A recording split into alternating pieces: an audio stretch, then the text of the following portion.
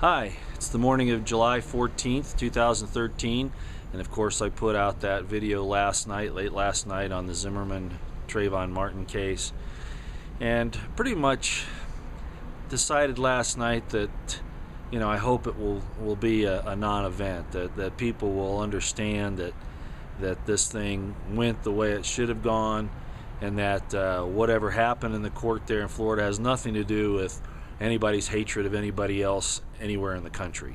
That's just not the situation. There are those that will try to fan the flames of that, of course, but hopefully the greater portion of us will realize that that's not the situation at all. I did make the statement that so many of our people are dumbed down. They're dumbed down to the point where maybe they won't even see this thing at all, one way or the other. It's something that everyone should be aware of, simply because of the way things are going in the country and what can happen when the government gets involved. I mean, to go after this guy for a civil rights violation now is totally absurd, and it just shows you that maybe things are reversed in such a way that it's really not good for the country as a whole. So Obama proves himself again, if he goes through with this, to be a divisive person, not a unifier. Anyway, be that as it may, so far we've had just very small types of incidents. Oakland had some demonstrators. I guess they burned some cars or did something, a couple of other buildings or whatever. Haven't heard of anything else yet. There's supposedly those new Black Panthers headed down towards Florida. I don't know if that's really true or not, and it may not be in the numbers that we're being told. The old Black Panthers, they were actually, we've seen one of them, and I'm sorry I've forgotten his name right now, Leakey, I think, something like that. And pardon me if I'm wrong on that, I didn't look it up. As you can tell, I don't do a lot of research before these because even then people say I read notes, and sometimes I do. I don't see anything wrong with that, but they want to make an issue of it. But I think you know who I'm talking about. Pretty good guy, explains things pretty well, and he doesn't have a whole lot of respect for Obama. I wish I could remember his name right now. So it's not a race thing with him. It's about what people do, what they say, what they do. And so I think these new Black Panthers are definitely not in the same mold as those guys. So we'll see. That might be a non-event as well. Hopefully people will be under control in this thing. It's really silly to get upset about this anyway. It's not even a race issue at all. Anyway, I did read a little thing this morning on Mike Adams of Natural News, and he was cautioning people, don't go out if you don't have to, protect yourself in your home.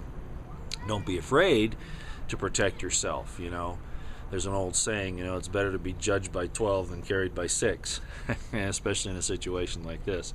So if you don't have to travel in dangerous areas, I mean, a lot of places aren't going to have a problem at all, but places like Oakland, LA, Detroit, Washington, D.C., Miami,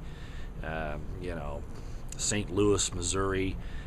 I could go on and on. Some of those places you might want to use a little caution. At least keep your wits about you and stay aware about what's going on.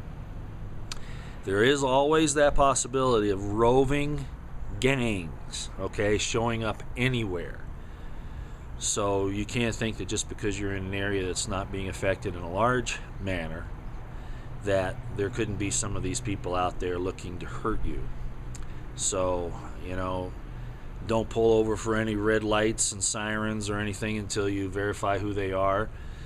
Don't go into crowded areas if you see a problem. Like I say, keep your wits about you. Avoid anything that looks like it might be a problem.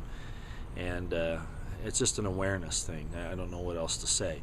But roving bands of gangs, 4 to 12, 20 people in cars.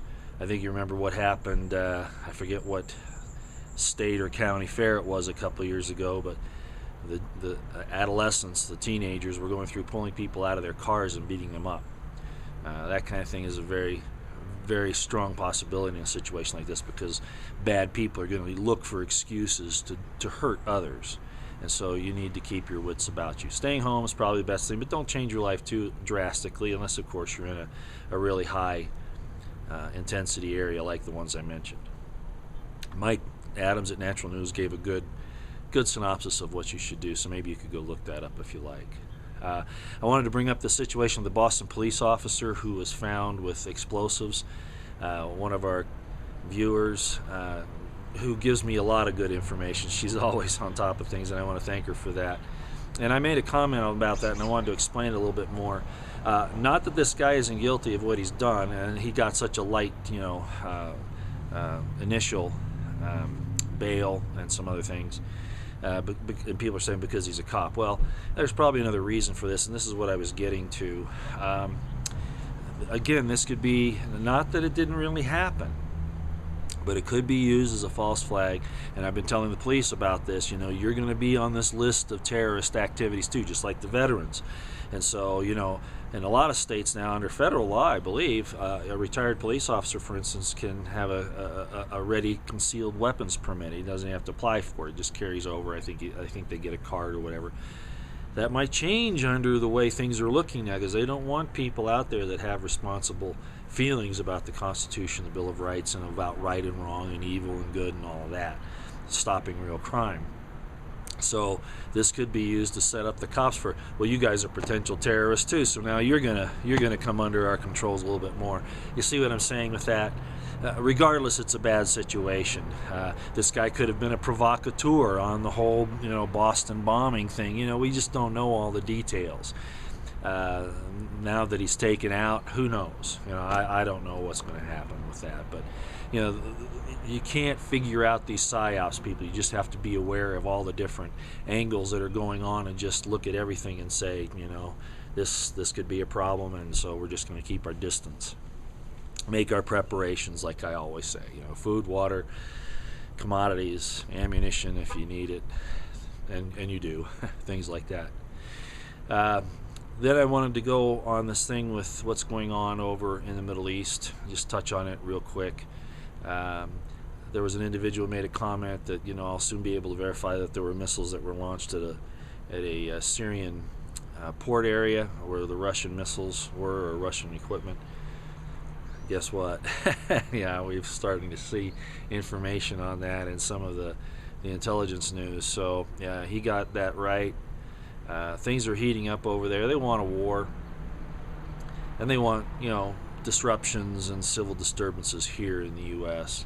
all so governments can clamp down on people. Remember, these government leaders are players, and one person said, this is getting crazy. Russian troops are here to help us with our civil problems, our emergencies or whatever, and yet they're going to oppose us in Syria. And how does that make sense? Well, it doesn't. My wife who died, Carol, used to make a statement, and she used to watch things like this, and she said, Roy, you can't apply logic to a situation that has none. And these have no logic. It's about division. It's about, stirring things up, chaos. You don't know where to stand. You don't know how to stand. You don't know who's right. You don't know who's wrong. So you have to have an inner morality, an inner virtue, and you either have it or you don't. And that's going to be one of the separations of the wheat and the chaff. You either have this inner conscience, virtue, morality, or you don't. And, that's kind of sad in a lot of ways, but I guess, I had another friend that said you can't argue with the obvious. So maybe we really are going through this sifting period. The basic thing is to not trust governments. They're in this together, like in World War II, that's supposedly a just war, but then you start studying and you find out that, the bankers were taking care of the Germans, American bankers, including the Bush family, and that, so, it's always about keeping the people in power and destroying the little people as pawns in the game, as I've said before. Doing away with certain aspects of the population, if not all of it, for the benefit of the leaders who are vying for these positions of power and don't want to give it up. And you notice they never really go. I mean, we took out Saddam Hussein. That was kind of weird. Noriega, Gaddafi, but these were a little different situations. Okay, first of all, they were CIA assets to begin with. Not like Putin, he's certainly not a CIA asset. Well, maybe he is. He doesn't even know it. No insult meant, but just the way things reach around the world these days. But those strong men, and then of course, what's going on in Syria. Leaders like that who refuse to bend over to the New World Order and the international banking system, that's the real reason why they were gone after. That's really the reason. And so it's a little different situation than what we saw in World War II or most of these other situations like that. So remember, the leaders are there to they're in conflict for power, but they want to make sure that they all stay in power. Remember Stalin and Churchill and Roosevelt, Truman and all that, patting on the back there, because those guys are going to take care of each other. They're in the leader club, and they're going to make sure that they take care of each other. You little people, you're garbage. You're just fodder. And that's not how it's supposed to be, of course. Leaders are supposed to be the servants of all, not the masters. But that's this world. All right, well, enough philosophizing for today. Be careful out there. I'm going to go watch this thing fairly closely here. Of course, domestically, I'm very concerned. A lot of things could happen in succession. I've talked about the situation on the continental shelf on the East Coast, and I keep promising to bring some of that scientific stuff to you. Suffice it to say that a nuclear weapon isn't needed. You can do it with certain other devices, even conventional type munitions. There are some actual reports that when I get to that, I will actually put the links down in the description box so you can see it. It's pretty interesting stuff. I'm not a geologist, I'm not a scientist, but it's fairly understandable to see that these things can happen. I'll answer some of the questions from the people in the know out there, like the PhDs who are in geology and those types of things. This information is coming from government people who make preparations for these incidents and study the different specific scenarios, and so it's real. It can be done. Let's hope it isn't, but you got to look at all the things that are going on and figure that it's a possibility. Rambling on again. So I'm gonna go and put this up and see what's going on. There's an old army saying, forgive me ladies for saying this, but I think it says it all. Check your package and watch your six. All right, out here.